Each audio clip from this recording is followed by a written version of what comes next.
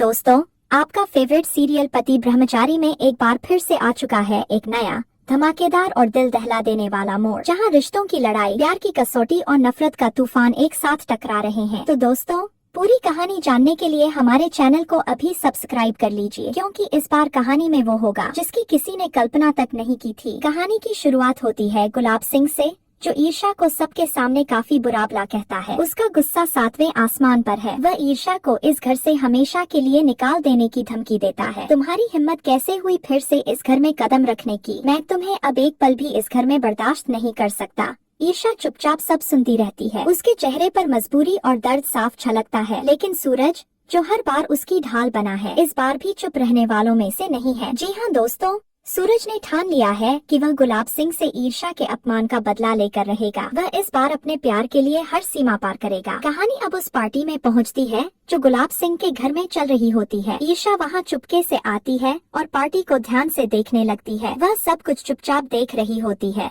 घर की सजावट, मेहमानों की चहल पहल और अपने भाई की खुशी। उधर सूरज को कुछ शक होने लगता है। उसे महसूस होता है कि पार्टी में कुछ गड़बड़ है। सूरज धीरे से ईर्षा के पास जाता है, लेकिन वह इस समय मूर्ति का वेश धारण किए खड़ी होती है। सूरज उसे गौर से देखता है। वह कई बार चेक करता है, लेकिन ईर्षा की सच्चाई उस वक्त भी उसके सामने नहीं आती। तभी ईर्षा को जोर से प्यास लगती है। वह इधर उधर देखती है कि कहीं कोई तो नहीं। जब उसे लगता है कि कोई आसपास नहीं है, वह धीरे से पानी की बोतल उठाकर पानी पीने लगती है। लेकिन किस्मत को तो कुछ और ही मंजूर था। उसी वक्त एक आदमी वहाँ से गुजरता है और देखता है कि वह मूर्ति हिल रही है। वह आदमी चौंक जाता है और सोचता है, मूर्ति कैसे हिल सकती है। वह धीरे धीरे उस मूर्ति के पास जाने लगता है, लेकिन तभी सूरज वहाँ पहुँच जाता है और उसे रोकते हुए कहता है, अरे भाई, इस मूर्ति को मत छूना, ये बहुत कीमती है। अगर गिर गई तो हमारा बहुत बड़ा नुकसान हो जाएगा। वह आदमी रुक जाता है, लेकिन उसके मन में शक बना रहता है। वह तुरंत गुलाब सिंह के पास जाता है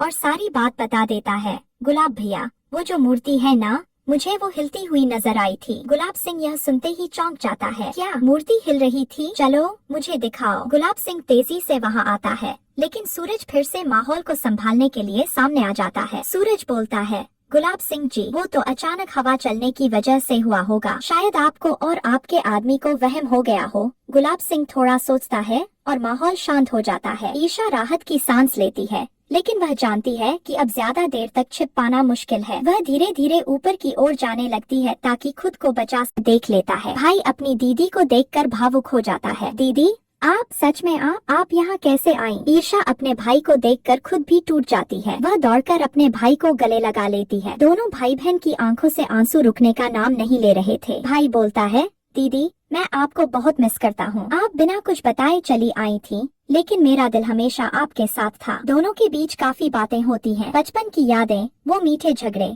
सब मानो पल में ताजा हो जाते हैं। लेकिन तभी वहाँ आ जाता है गुलाब सिंह। गुलाब सिंह गुस्से से आग बूला हो जाता है। अरे, तू फिर से इस घर में घुस आई? कितनी बार कहा है इस घर से दूर रह। तेरा इस घर में अब कोई हक नहीं है। चल यहाँ से निकल। गुलाब सिंह ईर्षा को सबके सामने खींच कर नीचे ले आता है। पूरा परिवार जमा हो जाता है। सब लोग हैरान होते हैं तो कुछ खामोश। गुलाब सिंह ईर्षा को सबके सामने बुरी तरह डांटता है। तुझे बार बार समझाया, लेकिन तू मानती ही नहीं। इस बार मैं तुझे खुद इस घर से बाहर निकालूंगा। तभी वहाँ आता है सूरज, जो अब तक सब कुछ देख रहा था। सूरज गुस्से से गुलाब सिंह के सामने खड़ा हो जाता है। गुलाब सिंह, बहुत हो गया। तुम बार बार ईर्षा का अपमान करते हो, लेकिन अब मैं बर्दाश्त नहीं करूंगा। गुलाब सिंह ताने मारते हुए कहता है, क्या करेगा तू? क्या मेरे घर के नियम बदल देगा? सूरज मजबूती से जवाब देता है, हाँ, मैं बदल दूंगा, क्योंकि जब बात ईर्षा की इज्जत की हो तो मैं किसी से नहीं डरता।